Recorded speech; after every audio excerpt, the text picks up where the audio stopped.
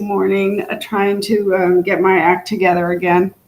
Um, Here I am. Let's see, put these in. Whew. Um, so, inventory, 25 days. This is the stats from yesterday that I posted already. Nothing has much changed today, and I had some glitches with my other computer, so we'll go with this today. Things probably haven't changed that much, not that many closings on Thursdays, and hopefully we're doing listings and farming and getting more business. You know, one of the things that you have to notice is, last year we were selling 139 homes a day. Now, in order for us to be able to do that, there had to be listings and homes and sellers selling and what have you. So the market, I call it churning. It was turning over. So one of the things when you're talking to sellers and they say, well, where am I going to go? Yada, yada, yada. If you have something to show them, like this particular stat sheet, now, well, people are listing homes. The inventory is low because people are buying them. So I call that churning, and that helps people understand that there is hope for them. So I found this Tom Ferry video with Tom Toole, actually, who is, I believe Tom's from Pittsburgh, Pennsylvania, and one of someone who's just awesome. He's listed over 1,000 homes. Anyway, before we get to that, I want to put this down here, and here's my friend who died. She passed away Monday morning about 1:30. And every Saturday night for 15 years, almost every Saturday night, we played cards with Joan and her husband, Tony. Now, her husband, Tony, used to be John's client back in 1992 when we introduced them after Joan's first husband had passed. And we've all been famous friends ever since, even going to, we went on our honeymoon together to where did we go? Hong Kong. And Joan loved to travel. Her and Tony both loved to travel, and they took us to their timeshares in Palm Springs, in Florida, in Maui. And I'm sure I'm missing a few. We went on vacations together, and we were just friends and close friends and respected each other. And Sandy Thomas, who is Joan's broker at the RE/MAX Advantage Lake Mead office for the past 5 years, has played poker. So there was 5 of us. And I don't know, I guess we love Joan. And she was truly an asset in our industry. She's received many awards, both for RE/MAX and for LVR. So deserved. Anyway, let me get on with it. One other thing I wanted to say is we have, let's see. Oh, dear. We have, we have Tom Ferry and Tom Toole here, and they're put together the little intro, their intro, and then what happens throughout the, I'm sorry, I got taken aback by talking about Joan. Anyway, if you want to go to different minutes to see the different strategies that he has, they timeline them out. And on my YouTube channel, that's one of the things that, one of my goals is this quarter is to start doing a little bit more of these types of things for my YouTube subscribers. Anyway, Tom and Tom are talking about, some really hot objection handlers and how he handles this market with the sellers that, like we were just talking about, that are worried about finding a home and finding a replacement home and the right home, because nobody likes to move, right? Nobody likes to move. Anyway, let's listen to this. And so the show will be short today, but I just am happy to be back. I thought I was going to do yesterday's show. Man, I don't know. I couldn't do it. Anyway, I'm here today. I'm back, and I think Jimmy's coming back next week. He'll be here Monday because we have a class on Monday. We have, and I'll show that after we watch this short video. It's only 10 minutes. So let me put him here and get him started. Hide this, hide me, and we'll go. Version, I've got the legend Tom Toole in the house. You can take legend. Come on, man. So we're going to do a bunch of objection handling. Tom, right now, every agent is faced with a couple different objections when they're talking to somebody that's thinking about selling their house. Yes. There's not many people in this business better than you when it comes to what to say. For context, for the one person that's ever seen you before, in your career, how many properties do you think you've listed now? 2,000, 3,000. Okay, 2,000, 3,000. And you were coached by the legend, Carl Rizzuto. Yes. Who basically, I think his middle name is What You Say Matters. Yes. Right? Yes. Like role playing over and over and over. So this is going to be super fun. So let's jump right into it because you want to hear the objection handler. So Tom, we want to sell. We really, really do. But like, where are we going to go? Like, I mean, the market's so hot that we would sell it for a record price, but we don't want to try and move twice. We want to move once. Nobody wants to move twice. I totally get that, Tom. And what I know is this, that you've got a legit concern here. I also know what the market's telling me. And there's more homes that sold in 2021 than 2020. And really, despite everyone saying there's low inventory, well, all that means is homes are selling faster. And you've got to be ready to act in the market. So if you don't have a plan to jump on homes as soon as they hit the market, have the right bidding strategy in place to win when you're competing with 10, 15, 20 other sellers or buyers, then yeah, it might feel like there's nothing on the market. But we know that there's more homes that sold this year than compared to last year. So it's about having a plan, not that there's nothing on the market. So what's your plan? So the plan is this. Let's sit down. Let's game plan, right? What can you sell your home for? Do we need to sell to buy? Let's get all that stuff worked out first. Mm-hmm. Then as soon as something hits the market, you're going to get emailed in real time. So your job is to check your email when you hear from me. Mm-hmm. If I see a home, it could be I could be in an appointment. I could be somewhere else. We've got to do this together. So text me, call me. We'll get over there right away. If I can't show it to you, we got team members that can. We know speed is the game right now. Okay. On top of that, we're going to get you not pre-qualified. We're going to have a pre-commitment ready to go. So your loan is approved despite the appraisal. We might need to be ready to make up the difference between the appraised value and the sale price. We might need to think about waiving contingencies, inspections. There's a long list of things we can do to position you to win. That's why we got to sit down and come up with a game plan because it's a little more involved than a quick phone call.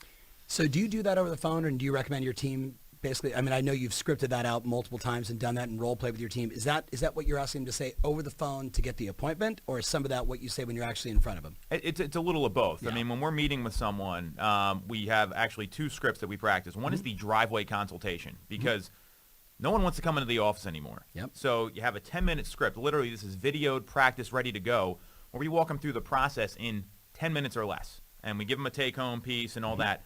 Then, from our friend Carolyn Young, hey, how about we onboard you as a client and let's set up a follow-up call, whether it's a Zoom or you meet them at their home when they have a home to sell, and go over exactly what that looks like. So then you can sit down and have a business meeting without maybe, a lot of people, they want to go look at houses first and kind of feel things. So right. we do it kind of backwards now. Yep. And then from that, from Coach Bill Pipes, it's the ultimate offer acceptance strategy where we go over the 7, 10, 12 different things you can do to get homes accepted. And we just list them out one by one.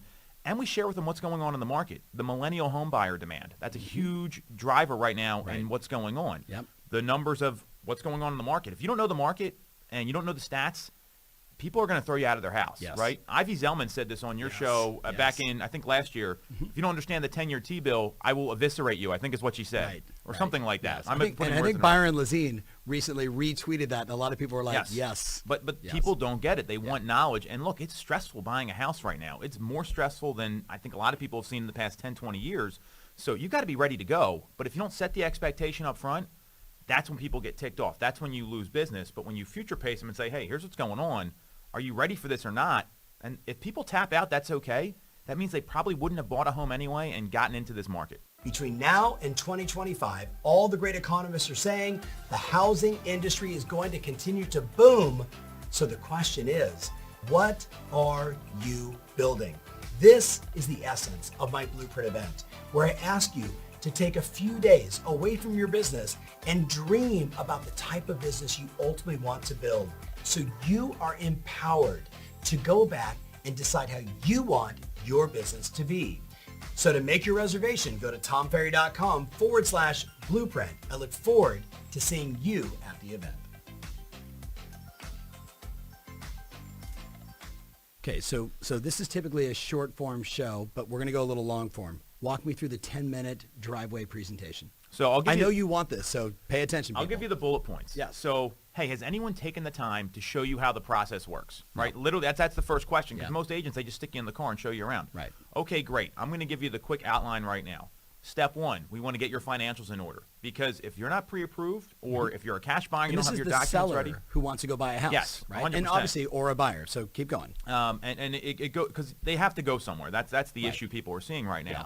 So we got to get your financials in order first, because that shows people you're motivated. And if you don't have this stuff ready, and it's Saturday at 5 o'clock, and offers are due at 9 o'clock because they set some crazy deadline, And you don't know. well, you're not getting your mortgage broker on the phone then. So No. you got to have this stuff ready and be ready to go. That's step one. Step two, we're going to get clear on your parameters. We want to know exactly what you're looking for. And we're going to rate houses after we get through them. And we're going to rate them 1 to 7. And if it's 5.5 or more, that means we're in offer territory. Yes. If it's 4 or less, I'm never showing you a home like that again. So I need your feedback. You got to be open with me. Beyond just bedrooms and baths. Yes, right? exactly. Yes. Like, I don't like this basement, or I want more of an open floor plan, or this street sucks, whatever it is. Good. So you've got to get feedback there and get dialed in on what they want. Then this is going to be the hardest part, actually finding the home. So I'm going to get you set up on a real-time drip of what's coming to the market. We're going to look at shadow inventory of homes that are under an active listing contract but not available. We're going to potentially call in the neighborhoods if you're certain that you want to be on this street or this elementary school or whatever that might be. We're going to get clear on that, and you're going to have to work with me on this. You're going to get stuff sent to you. I might be in a meeting. You got to say, hey, Tom, let's go look at this home. When's as soon as we can get in? Yep. Another issue we're running into now is because of COVID-19, we can't have overlapping appointments anymore. So just getting the appointment is really critical if you use the Showing Time app. So you've got to be flexible with your schedule. We've got to know that this is going to be a team approach here. Yep. So once that's going to be the hardest part. Then when we identify the property, I'm already going to walk you through what the contract says. I've attached a copy here, and I'll email it to you as well with exactly what it means, because we're not going to have time to walk through the 13-page contract line by line. So we got to get clear on that first. Then we'll decide what contingencies we need. Here's how the inspection works. So we're going to actually bullet point the process from acquisition then to offer, and you're going to sign all this electronically. We tell people that up front, because even though you think that might be an assumption, guess what? Some people still want to come in and sign by hand, and there's no time for that right now. No. So we let them know what that looks like. I also prep them that, hey, we're going to call the listing agent beforehand, and we're going to understand what settlement date the seller wants, anything else that's important to them, if there's a special term that needs to happen. We're going to be as accommodating as possible, because settlement date and terms is just as valuable as price, and people don't get that. That's a great line. And on top of that, if we're thinking about maybe waiving inspection contingencies, because that's what you have to do right now, do you have a buddy that's a contractor that can come with you to every showing so you can understand what you're getting into? Because if you waive an inspection contingency, a lot of buyers are gun shy at doing that, and that's going to help you get the house that you want. So we want to be prepared for all these things.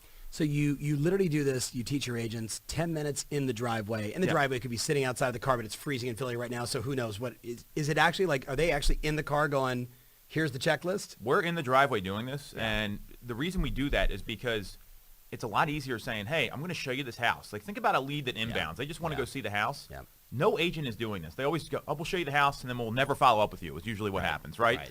So instead, they're, hey, do you got 10 minutes afterwards we can just talk about the process? Bingo. I want to make sure, and it's such an easy close, because all you're doing is helping people. Right. Most of these buyers, think about millennial home buyers. They don't know anything. They're first-time buyers. Right. And do you have a checklist that you're handing them? Yes, I'm we assuming a branded Tom Toole team. Yes, yeah, Here it's you like go. like a marketing piece like anyone else has. And on top of it, for the agents, and this is a real hack that I'd love to share. We give them a checklist of the stuff they got to go over, and they keep it in their portfolio or their binder or whatever they're carrying around with them, so they make sure they don't miss anything, because when you miss the pre-qualifying questions, you miss helping somebody, because there could be something you don't know about that comes up later. This is going to be like zzz, on YouTube. You know, zzz, go back and listen again. Zzz, go back and listen again. Okay, Carolyn Young's "We'd Be Willing to Onboard You" strategy.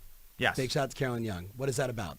What's the context for the person listening that has no idea what we're referring to? So after the 10-minute driveway consult, there's still stuff you got to go over. This isn't a 10-minute conversation when you're buying the largest asset that most people own. And we are still talking about the seller who Yes. has the objection, we'd love to buy, but what are we going to do when we hear there's no inventory? So just wanted context. Because it takes so much time to educate people. Yeah. So, and I think